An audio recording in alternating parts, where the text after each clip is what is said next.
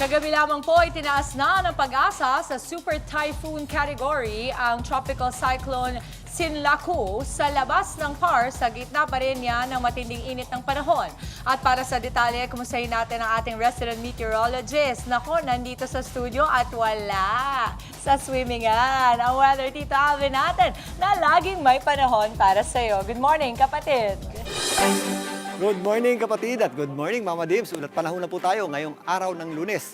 Ako, Mama Dibs, tama ka dyan. Kahapon nga at kagabi ay sumailalim sa tinatawag nating rapid intensification o biglaang paglakas ang bagyo sa labas ng ating Philippine Area of Responsibility. At isa na po itong Super Typhoon o pumalo na nga ito sa Super Typhoon category ng Pag-asa. Ito po ang bagyong may international name na Sinlaku na may taglay na lakas ng hangin na nasa 205 kilometers per hour malapit sa kanyang gitna at kung minsan may mga pagbugsong umabot sa 250 kilometers per hour.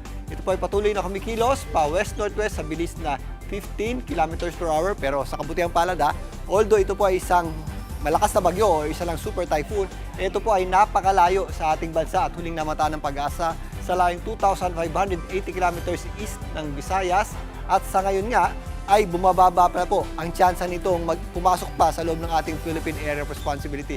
Sa ngayon, less likely na po natin yan inaasahang pumasok sa ating PAR at maaring dumaan lamang dito sa gilid ng ating Philippine Area of Responsibility sa labas po nito. Kaya sa kabila ng pagkakaroon ng isang super typhoon sa labas ng ating PAR, magpapatuloy po ang mainit at malinsangang panahon sa malaking bahagi ng ating bansa dulot ng tinatawag nating ridge ng high pressure area na nag-extend dito sa Northern Luzon at yung ating easterlies naman na nagdadala ng mainit at malinsangang panahon sa natitirang bahagi ng Minsaya, sa natitirang bahagi ng Luzon, Visayas at Mindanao. Dahil po dyan, asahan pa rin po natin ang matinding init at alinsangang panahon sa malaking bahagi na po yan ng ating bansa. Narito po yung ating mga pinakamaiinit na heat index na naitala kahapon at maaaring asahan ngayong araw na ito. Posible po yung umabot sa hanggang 42 degrees Celsius dyan po sa area ng Cotabato sa may Maguindanao. Naglalaro naman sa 41 degrees Celsius yung ating mga heat index dito po sa area ng Calabarzon, sa Cavite po.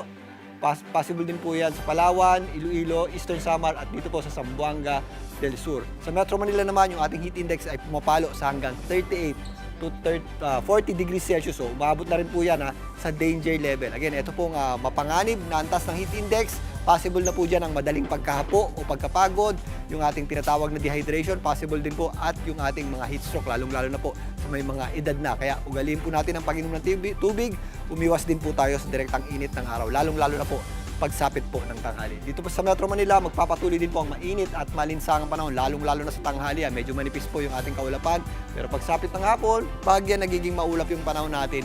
Medyo mababa rin po yung ating tsansa ng pagulan. At ang dapat natin pag-ingatan po ay ang matinding init at alinsangan ng panahon sa maghapon na po yan. Bango na mga kapatid, medyo mataas na po yung ating araw. Sumikat po yan kaninang 5:44 ng umaga at muli po yung lulubog mamayang 6:10 ng hapon. At yan muna latest sa ating lagi ng panahon ngayong Biyernes ng umaga. Ako po ang inyong Weather Tito Alvin na laging may panahon para sa iyo.